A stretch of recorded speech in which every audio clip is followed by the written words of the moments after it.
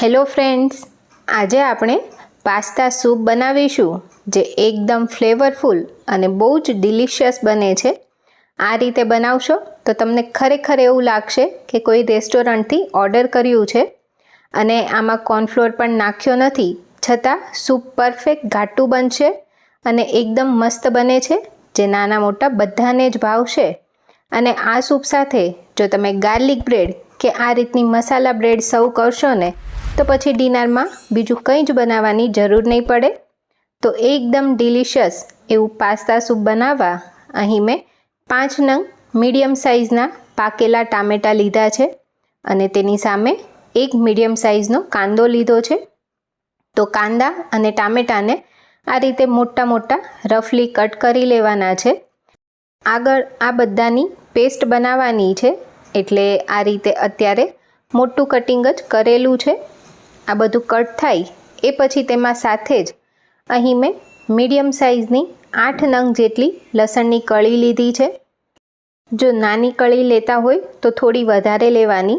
સાથે એક મુઠ્ઠી જેટલી ધાણાની દાંડલી લીધી છે, તો જે સરસ કૂણી દાંડલી આવે ને એ લેવાની છે। આ સૂપમાં આની ફ્લેવર બહુ જ સરસ આવશે, એટલે ચોક્કસથી આ દાંડલી નાખજો। હવે અહીં એક કુકર લીધું છે, તેમાં એક નાની ચમચી તેલ લઈશું। અહીં તમે તેલની જગ્યાએ બટર કે પછી ઓલિવ ઓઇલ પણ લઈ શકો છો। હવે તેલ થોડું ગરમ થાય ને એટલે તેમાં કટ કરીને રાખેલી બધી જ વસ્તુ એક સાથે એડ કરી દઈશું।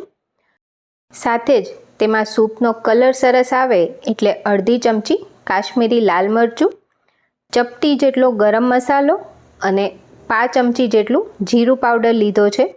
અહીં ગરમ મસાલાનું પ્રમાણ બહુ જ ઓછું રાખવાનું છે। સાથે જો તમારે સૂપ તીખું કરવું હોય તો એક તીખું લીલું મરચું આ સમયે જ એડ કરી દેવાનું। અત્યારે મેં લીલું મરચું નથી નાખ્યું। હવે બધી જ વસ્તુને પ્રોપર મિક્સ કરી લઈશું અને તેલ સાથે 1 મિનિટ આ રીતે ખુલ્લું કૂક કરીશું। એ પછી તેમાં અડધાથી પોણા ગ્લાસ જેટલું પાણી એડ કરીશું અને ઢાંકણ ઢાંકી ધીમા ગેસ પર 3 થી 4 વિસલ કરીશું, એટલે બધી જ વસ્તુ એકદમ સરસ બફાઈ જશે। આ પ્રોસેસ તમે ખુલ્લા વાસણમાં પણ કરી શકો, પરંતુ એમાં ટામેટાં કૂક થતાં બહુ જ વાર લાગશે, એટલે અત્યારે આપણે કુકરમાં જ બનાવ્યું છે। બધી વસ્તુ સરસ બફાઈ એ પછી તેને એકદમ ઠંડી કરી લેવાની। એ પછી આ રીતે મિક્સચર જારમાં લઈ લેશું। અત્યારે પાણી નાખવાની જરૂર નથી, બધી જ વસ્તુને એકદમ સ્મૂથ ક્રશ કરી લઈશું। હવે જેમાં સૂપ બનાવવું હોય તેમાં જ ગળણી રાખીને આ સૂપને ગાળી લેવાનું છે।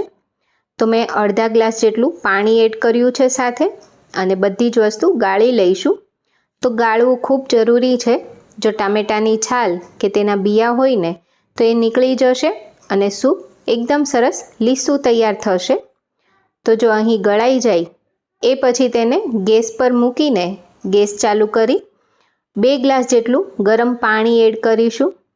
અહીં અત્યારે આ સૂપની કન્સિસ્ટન્સી એકદમ પાતળી રાખવાની છે, કારણ કે ઉકળ્યા પછી સૂપ એકદમ સરસ ઘટ્ટ થઈ જશે। તો મેં ફરી અડધા ગ્લાસ જેટલું બીજું ગરમ પાણી એડ કર્યું છે અને આ રીતનું એકદમ પાતળું સૂપ અત્યારે આ તૈયાર કર્યું છે। હવે તેમાં સ્વાદ પ્રમાણે મીઠું એડ કરીશું અને સાથે 1 ચમચી મેં પિઝા સિઝનિંગ લીધું છે। જો આ ના હોય તો આની જગ્યાએ 1 ચમચી ઓરેગાનો પણ લેવાય। સાથે અડધી ચમચી મરી પાવડર અને બધો ટેસ્ટ બેલેન્સ કરવા 1 ચમચી ખાંડ લીધી છે। સાથે 2 મોટી ચમચી કેચઅપ લઈશું। કેચઅપના લીધે સૂપનો ટેસ્ટ એકદમ મસ્ત ચટપટો આવશે, અને જે ખાંડ લીધી છે એ આપણે ટામેટાની ખટાશને બેલેન્સ કરવા લીધી છે। તો હવે બધું મિક્સ કરીશું અને સૂપને એક ઉભરો આવે ત્યાં સુધી ઉકાળી લઈશું। સૂપમાં એક ઉભરો આવી જાય ને એ પછી તેમાં શાકભાજી એડ કરીશું। તો અહીં મેં 3 મોટી ચમચી મકાઈના દાણા લીધા છે। અત્યારે મેં બાફેલી મકાઈ લીધી છે। તમે કાચી મકાઈ લેતા હોય ને તો એ પણ સૂપની સાથે ઉકળશે તો બફાઈ જશે। સાથે તેમાં 2 મોટી ચમચી કેપ્સિકમ અને 2 મોટી ચમચી ગાજર લીધા છે। અહીં તમે 3 કલરના કેપ્સિકમ પણ લઈ શકો છો અને કોઈ પણ એક્ઝોટિક જે વેજીટેબલ આવે એ પણ એડ કરી શકાય.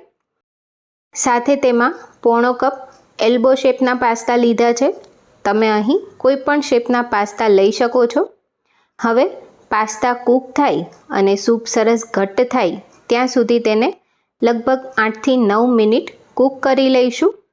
અને આટલી ક્વોન્ટિટીમાંથી બનતો સૂપ તમે 3 જણને સર્વ કરી શકો છો. તો લગભગ 8 થી 9 મિનિટ જેવો સમય થયો છે અને પાસ્તા મસ્ત કૂક થઈ ગયા છે. અને પાસ્તા જેમ જેમ સૂપ સાથે કૂક થશે ને તેમ સૂપ પણ આ રીતે ઘટ્ટ થતું જશે. તો જો સૂપમાં પણ મસ્ત થિકનેસ આવી ગઈ છે અને અહીં પાસ્તા પણ કૂક થઈ ગયા છે એ પણ એકવાર ચેક કરી લેવાના.